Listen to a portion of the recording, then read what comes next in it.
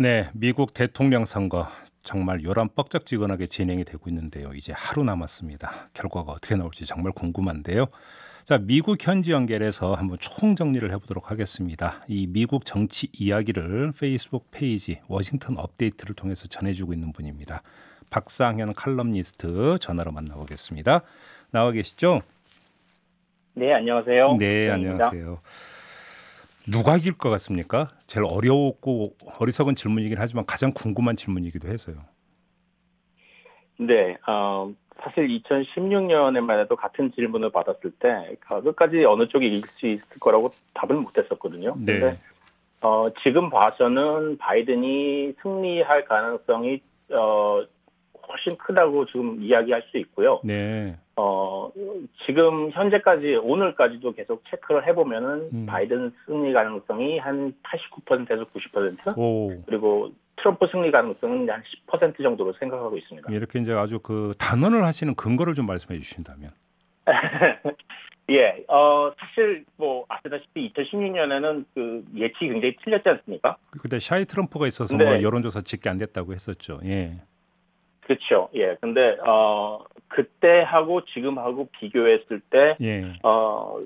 그 여론조사 방식이 많이 개선이 됐어요. 그래서 오. 그때보다는 훨씬 더 나은 결과가 나올 거라고 생각하는데 예. 현재 그 2016년에 힐러리 클린턴하고 그 트럼프 사이에 벌어졌던 간격보다 훨씬 더 많이 벌어졌는데 만약에 이거를 다 트럼프가 따라잡으려면은 여론조사가 2016년보다도 훨씬 더 많이 빗나가야 된다는 결론이 나왔거든요. 예. 그렇기 때문에 그때보다 더 나빠질 수는 없다는 게 일반적인 상식이고 그랬을 때는 지금 트럼프가 이긴다고 해도 이길 수는 있지만은 그럴 가능성은 지금 거의 적다고 지금 보고 있습니다. 현지에서는. 그러면 바이든 승리를 점친다면 그러면 이제 어느 네. 정도의 우세 승이냐도 사실은 중요한 건데 상당한 그 표차가 벌어질 가능성이 있다고 보세요?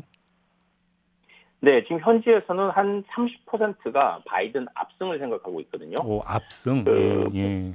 예, 30%면은 뭐 높은 가능성은 아니지만 트럼프가 이길 가능성 10%에 비하면 훨씬 더 많은 거죠. 예. 그런데 만약에 바이든이 압승을 한다면 압승할 가능성은 있지만은 그거를 장담할 수는 없어도 예. 이길 가능성을 지금 전반적으로 많이 생각하고 있죠. 근데 제가 이 질문을 왜 드렸냐면 만에 하나라도 정말 간발의 차로 승패가 갈려버리면 네. 대선 불복 사태가 벌어지는 거 아니냐라는 얘기가 좀 현지에서 나온다면서요. 네, 그렇죠. 사실 트럼프가 자기가 지금 현재 그 승리 가능성이 적다는 걸 알고 있거든요. 그래서 지난 봄부터 계속해서 그 선거를 뒤집을 방법을, 그러니까 실제 나온 결과를 뒤집을 방법을 많이 생각을 해놓고 그걸 가지고 이제 가짜 뉴스를 계속 퍼뜨리고 있습니다. 근데 그 대표적인 방법이 지금 바이든 지지자들은 우편 투표 혹은 부재자 투표 같은 것으로 이제 미리 보낸 사람들이 우편으로 보낸 사람들이고 트럼프 지지자들은 당일 현장 투표를 할 가능성이 높다고 이제 거의 그게 정설인데요. 네. 그 상황에서 만약에 보통 늦게 도착하는 우편 투표가 뒤늦게 개봉이 되고 현장에 투표한 것이 먼저 개봉이 되면은 압도적으로 트럼프가 우세를 하려면 예를 들어서 어느 한 주에서 미시건 같은 주에서 만약 트럼프가 현장 투표에서 앞섰다고 먼저 나온 다음에 트럼프가 거기서 이제 나는 이겼다고 선언을 해버리는 거죠. 예. 그런 다음에 우편 투표가 개표가 되면은 뒤집어지는 거잖아요. 근데 그거에 대비해서 이제 트럼프는 지난 봄부터 계속 우편 투표는 가짜표가 많은 거고 우편 투표는 사기다 이런 말을 계속해서 지금까지 어제 오늘까지도 하고 있거든요. 네. 그러니까 바로 그런 전략이죠. 그러니까 나중에 자기가 뒤집힐 때 뒤집힌 거는 부정투표다라는 어떤 논리를 만들기 위해서 그 작업을 지난 몇 달 동안 해온 거죠. 뭐 국내에서도 지난 총선 때 뭐 부정선거니 뭐 이런 주장이 좀 정말 일각에서 나오는데 비스무리한 이야기가 미국에서도 나오고 있다 이런 이야기가 되는 거가 되겠네요. 네, 그렇죠. 근데 바로 이제 그 점이면 이걸 좀 점검을 안 할 수가 없는데 미국의 개표 방식이 정말 다양하지 않습니까? 네. 그 개표 방식이 사실은 이게 그 연방법으로 결정되는 것이 아니고요. 네. 주법으로 결정이 됩니다. 그러니까 엄밀하게 말하면은 주에서 그 선거인단이 이제 몇 명씩 배정이 되어 있지 않습니까? 그렇죠. 뭐 3명부터 30명, 40명 이렇게 배정이 돼 있는데 그 배정된 숫자를 각 주가 어떻게 뽑는지에 대해서는 주가 결정을 하는 겁니다. 그래서 우편 투표를 도착하자마자 선거일 되기 전에 미리 개봉을 하느냐 아니면 선거일까지 기다렸다가 개봉을 하느냐 같은 것도 전부 다 각 주가 알아서 하거든요. 네. 그런데 그 주마다 투표 방식도 정말 달라서 우리나라처럼 이렇게 전국이 일괄적으로 똑같은 그 마크 방식을 쓰는 게 아니라 어디서는 펀치로 구멍을 뚫기도 하고 어떤 거는 종이로 쓰기도 맞아요. 굉장히 다양합니다. 맞아요. 예. 그런데 그것 때문에 이제 시비가 생기기 때문에 그걸 그 연방법으로 통일을 하자는 얘기는 계속 나오고 있는데 현재까지는 그렇게 되지 않은 상태고요. 예.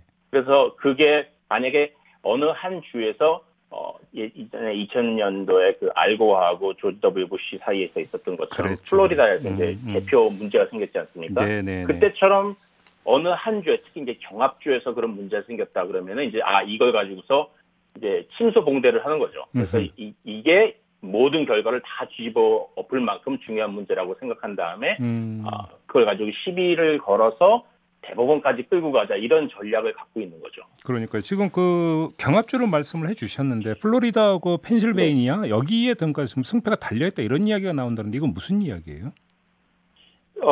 일단 각 선거인단을 배정받은 그 주들 중에서 예를 들어서 캘리포니아나 뉴욕 같은 경우에는 이미 사실상 그냥 그 민주당 지지로 정해져 있는 주들이거든요.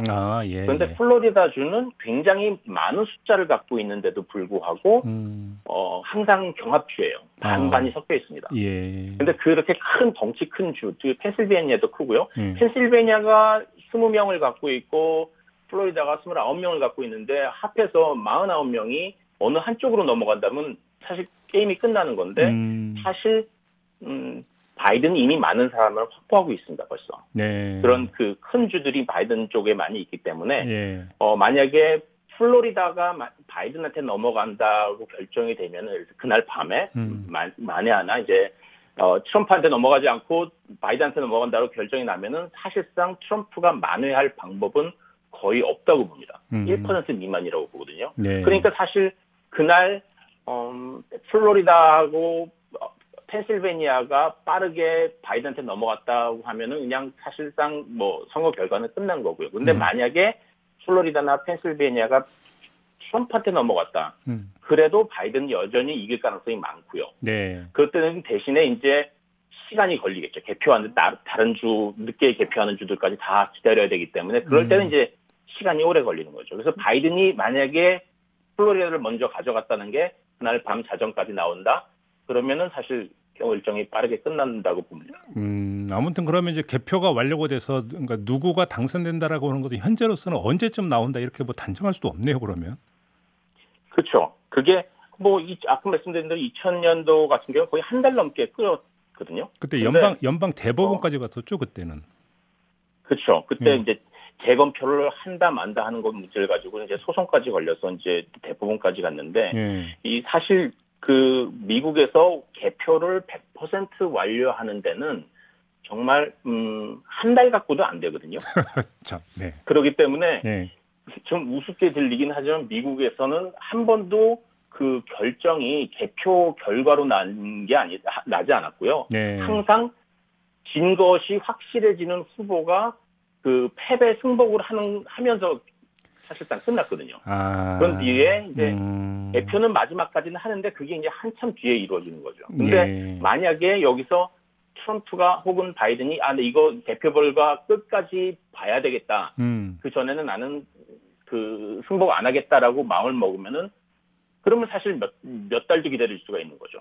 심각한 경우에는. 그러니까 지금 브라이언 최님도 이런 의견을 주셨는데 미국은 투표에서 이기고 선거에서 지는 경우가 있어서 이거 끝까지 가봐야 한다는 의견을 주셨는데 그러니까 2000년 사실 대선 때가 그런 경우 있잖아요. 고어 후보가 득표율에서는 앞섰으면서 선거에서는 지는 결과가 나타났는데 이번에도 혹시 그럴 가능성이 있는 건 아닐까요? 어떻게 봐야 될까요? 이번에 만약에 트럼프가 이기려면 그 가능성밖에 없어요. 트럼프가 이기는데 사실상 그 확률로 얘기했을 때 트럼프가 그 전체 투표에서 이길 확률은 사실상 없다고 봅니다. 네. 거의 무의미하다고 보고요. 예. 트럼프가 이기려면은 2016년하고 똑같이 혹은 2016년보다 더 많이 그 경합주에서 이겨서 그 전체 투표에서는 패배해도 네. 선거인단을 더 많이 확보해서 이기는 방법밖에는 사실상 없어요. 알겠습니다. 지금 이게 경우에 따라서는 이게 그 대선 불복을 넘어서 내전으로 가는 거 아니냐라는 이런 보도도 나오고 있는데 이거 너무 뻥튀기 된 보도입니까? 어떻게 봐야 되는 겁니까? 내전 얘기는 사실상 트럼프가 먼저 꺼냈었어요. 네.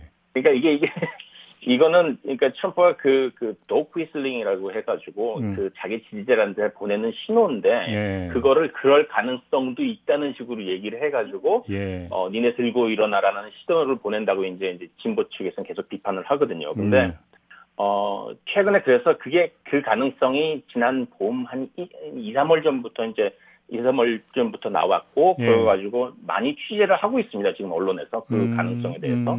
그런데 최근에 나온 보도랑 그 탐사 보도 결과를 보면은 이런 식으로 이야기를 합니다. 총기를 가지고 무장 단체들이 곳곳에 있게 되면 어차피 총기가 자유가 되는 나라니까요. 그렇죠. 그런 사람들이 문제를 일으킬 수는 있는데 예. 그게 다른 나라에서 보이는 것처럼 내전 상황으로 가려면 사실 군대가 동원돼야 된다는 거거든요. 예를 들어서 남북 전쟁 같은 경우가 전형적으로 그 선거 결과 가지고 나라가 쪼개진 때잖아요. 그 링컨이 당선된 다음에 예. 그때 같은 경우에는 사실 군대가 동원이 돼 가지고 싸운 건데 미국에서 지금 군대가 어느 한쪽 편을 든다고 얘기할 수는 없어요. 특히 트럼프가 내가 불복을 했으니까 군대 보고 내 편을 들어서 이런 일이 일어날 가능성은 없다고 보거든요. 그래서 만약에 유혈 사태가 일어난다면 그거는 소수 무장 단체가 그냥 지역적으로 벌이는 사고, 물론 그것도 굉장히 위험한 거죠. 시위대한테 총을 쏜다거나 이미 그런 일이 있었거든요. 지난 여름에. 그래서 그런 일이 일어날 가능성에 대해서 그러니까 조심을 하고 지금 FBI가 지금 조사를 하고는 있지만은 그게 내전이라고 부를 만큼 어떤 전쟁 상황으로 가기에는 누가 그런 재미있는 얘기를 하는데 그 사람들이 총기가 자유롭고 권총을 갖고 소총을 갖고 있지만은 그게 탱크를 이길 방법은 없다는 거죠. 그러니까 정규군이 있는 상황에서 그렇지. 미군이 움직이지 않는 한은 내전은 아니라는 거죠. 알겠습니다. 가끔 아무튼 근데 모습을 보다 보면 미국이 민주주의 선진국가 맞나 싶은 생각이 좀 들 때는 종종 있긴 합니다. 네. 그렇죠. 자, 오늘 말씀 여기까지 들을게요. 고맙습니다. 네. 네, 지금까지 박상현 칼럼니스트였습니다.